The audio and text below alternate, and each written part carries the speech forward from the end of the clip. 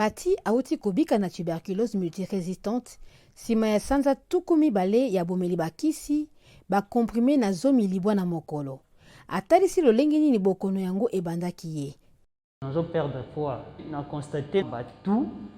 Il y a qui comme butu moko na sentir, on dirait tout comme c'était crachant des bimi. Il y avait du sang.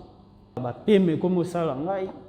Ba forte fièvre la nuit. Oh là la toki de ba qui découvrir que j'avais la tuberculose.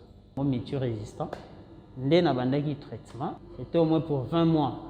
Na ngambo ya Miché, ya mibu tukumi bale na misato, azomaki na tuberculose na 2005. Kasi pona koyeba malamu, minganga basali ye test ya VIH. Kote wana pe, basango mizali malamu te. Elenge mobali, azomaki na co-infection VIH tuberculose. Tuberculose, ça me dérangeait depuis longtemps.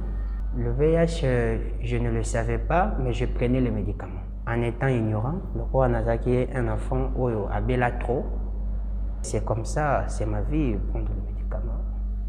Arrivé à 2015 ou bien 2016, c'est par là que j'avais su consciemment que je suis atteint. Tuberculose na VIH sida ezali makono oyo etambola kanzela moko elobi bongo mokambi tompe directeur ya programme national ya lutte contre tuberculose Dr Michel Kassoa.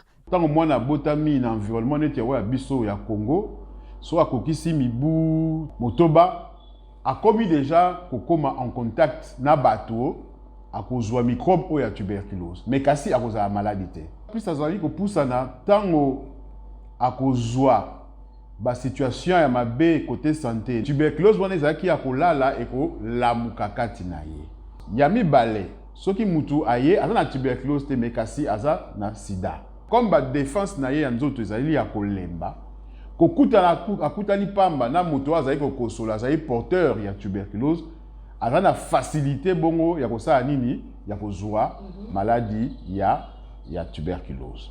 Dokotolo Michel Kassoa atalisi ete na période oyo ya pandémie penete etia ba mécanisme pona kokata ndelo ya botuti ya COVID likolo na tuberculose. Totiaka ba mécanisme en œuvre pour que to diagnostiquer correctement ezala COVID ezala pe tuberculose. Kasi andimisami ete na libandeli ya COVID ezalaki penza mwa matata pona bakoni kokende kozwa bakisi pamba te bobangi mizalaki na ngambo nyonso.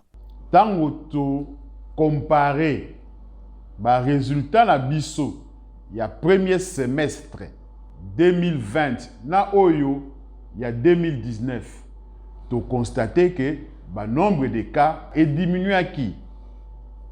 Tout ça qui dans le bango un plan d'atténuation, il y a impact, il y a Covid sur tuberculose. To former batu, to la kisi bango kobanga malade te, to eko remarquer par la suite que ba donné et s'améliorer.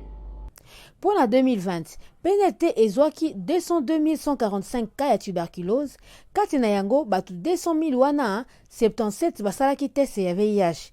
Kati ya tuku sambo na sambo o basalaki test 12 000 nde bazali na bokonomi bale koloba bongo 8%. Et parmi ba 12 000 wana, 88% bazomela ba traitement ARV. Il n'y a que 12% nan babandi komela te, mais bako zwa bango. Pour année l'équipe 2019 est 96%. De la même chose, parmi les 300-400 000 personnes vivant avec le VIH en RDC, plus de 60% ont fait l'objet d'une recherche active de la tuberculose. Et une dizaine de pourcents au bazaya qui peut bazui bango na tuberculose. Dokotolo Michel abeti mbela koloba ete makambo ya kosala mizali ebele. Lokola kozwa libikisi ya malamu pe esika nyonso kati ya Congo komatisa mbongo likolo ya bobundisi bokono na bisika binso mosolo ya santé ebuta pona kokokisa oyo mokonzi ya mboka alobaki couverture de santé universelle. Nathalie Sekabuoro Simurabiye pona VO Afrique Kinshasa.